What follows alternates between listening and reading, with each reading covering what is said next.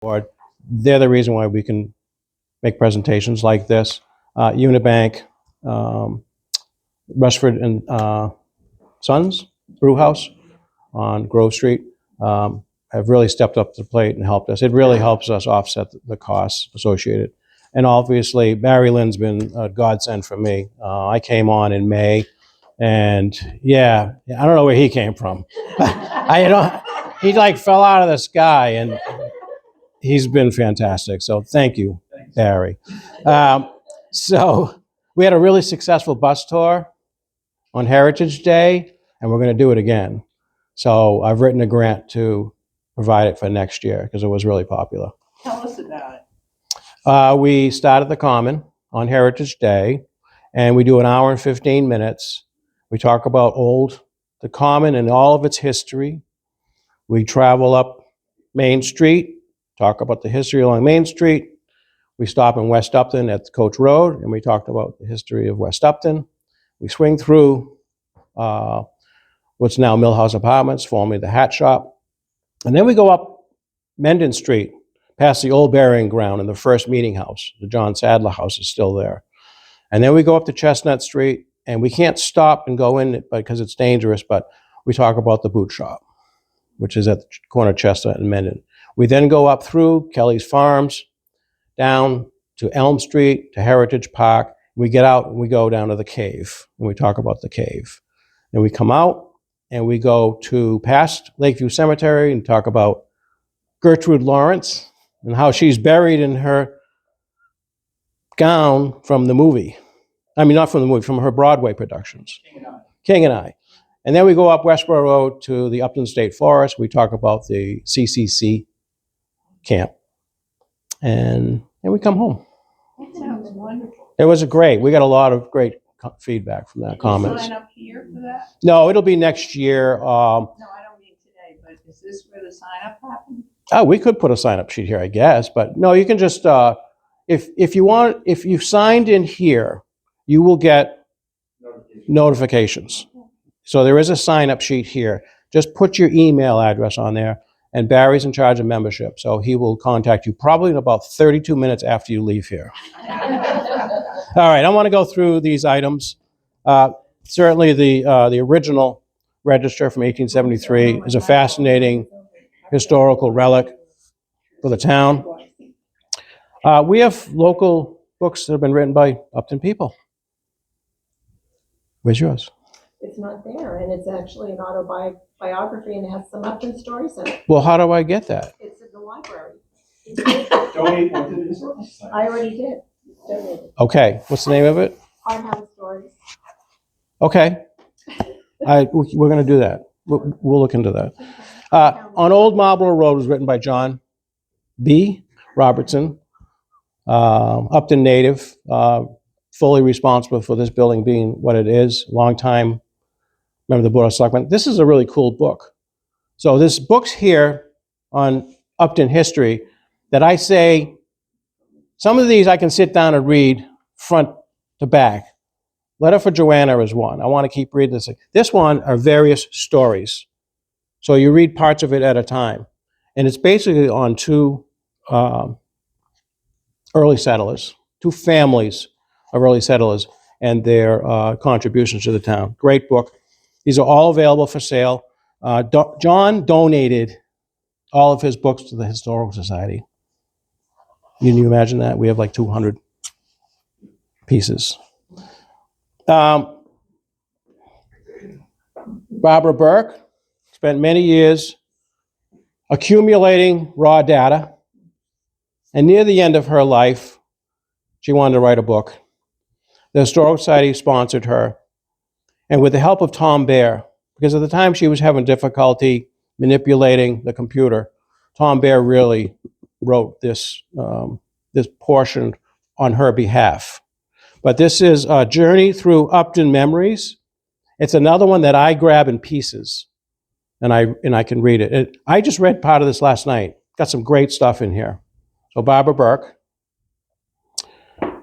Back when I was a kid, no.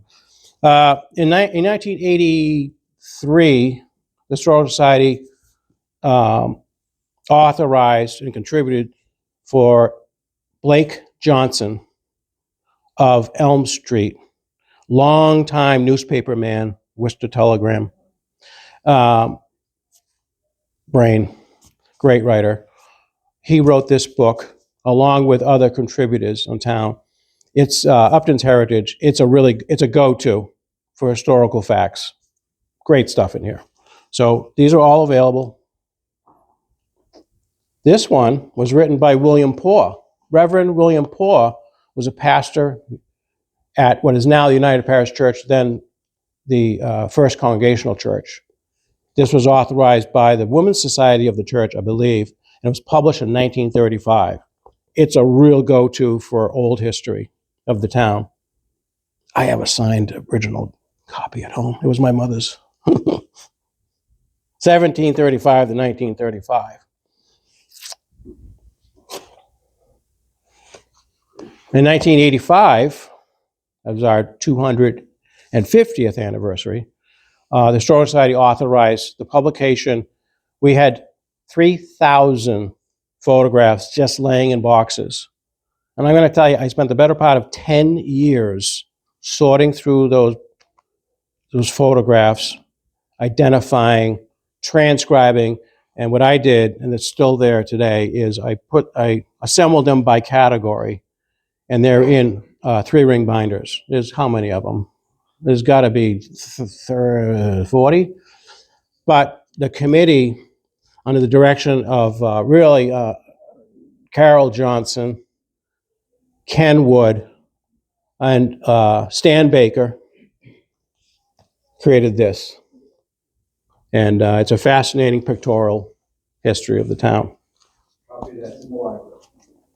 Yes, it is. As Matt referred to, my favorite book is right here, A Letter for Joanna, written in 1960 by John Knowlton for his daughter. You want to know about life in 1900 and what it was like? It's well done. Well done. Out of circulation, so very hard to get to. And then we got some really neat things. You see the stained glass round window? Who do you think made that? That's right. Paulson. Carl Paulson of Ridge Road. This was in the former library, Nolt Racine building. It's a young boy reading a book made by an Upton artist. And then we talked about Helen, Charlotte, and John B. Fay. Well, we've got some photographs here. This is Helen and Charlotte around 1900. This is all three of them.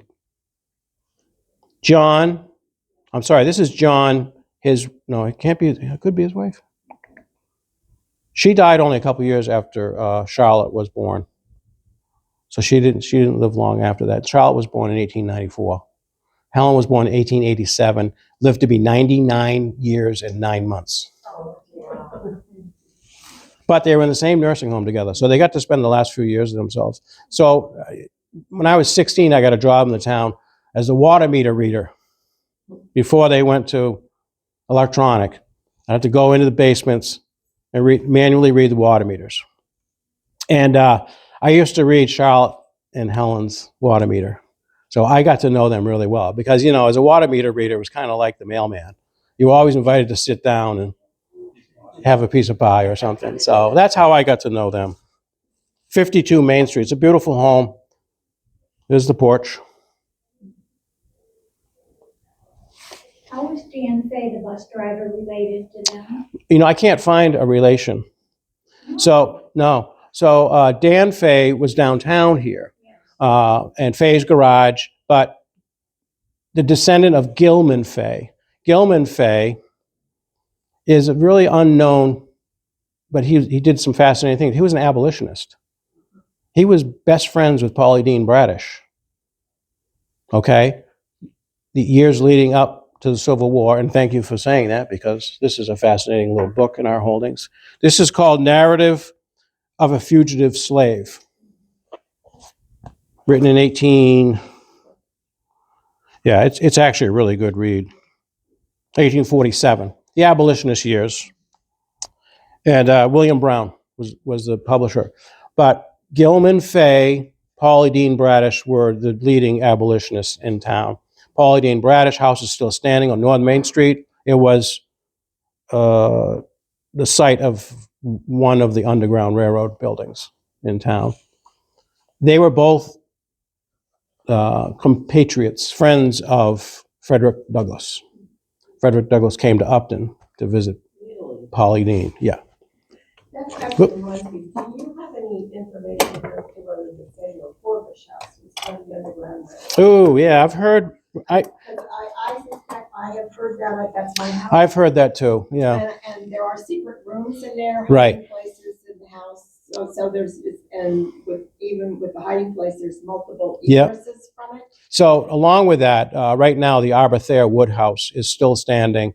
It's abandoned. It's going to go up for sale by the developer. It's on West Main Street, and that's a beautiful 1855 home with the barn. And so the developer let the Historical Society go through, and we found 2 secret bedrooms upstairs that you literally have to go through a door that is this big.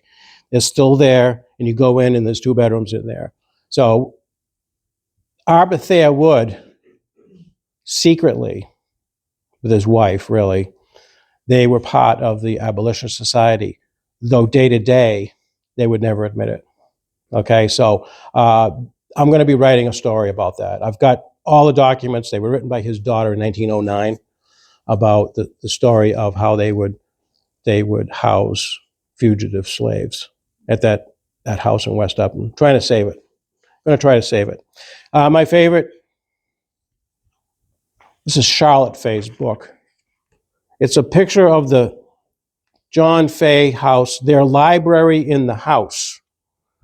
And this is their cat. And the photo is labeled the literary cat. Oh, this is a cool piece right here. I just obtained this. I'm helping a family liquidate their estate. It's the family of Emily Dickinson. We all know Emily Dickinson. But her nephew, Nate, so her uncle was Nathaniel, the son was Nate. This was Nate Dickinson's practice quill pen and cursive template. The great niece gave it to me and said, the family doesn't want it. Can you find something to do with this? So I'm going to show it here for a little while. This is his practice sheet. And then I think I'm going to donate it to the Emily Dickinson Museum up in Amherst. This family still lives in North Amherst. My wife has met them. Judith is 89. And she's a bit saddened because her 3 boys and their grandchildren, they just don't want to know anything about it. But it's a fascinating family. They're just here for flavor. They help you read. Just like the canoe, right? To me, this is a literary prop. Right? Mark Twain? Okay. I'm kind of hokey that way. Beyond that, Barry has there's a petition available. We really want to move from the 2nd floor of the Knowlton Racine building to the old library. There's an effort right now to apply for a grant to make that area downstairs handicap accessible. We don't need a space this grand, but we certainly need a space from where we are. People can't really even come into our library. So times have changed. So that petition, and the selectmen are fully behind it. They're in the process of, they've submitted a grant for that purpose. So it's good news to have the selectmen on your side. We are an independent, not-for-profit 501c. We are not appointed or any part of the town directorate, but we are guests of the Upton Historical Society, Historical Commission. They are the appointed board by the town. So we are guests of them at the Milton Racine Building. Why can't they just give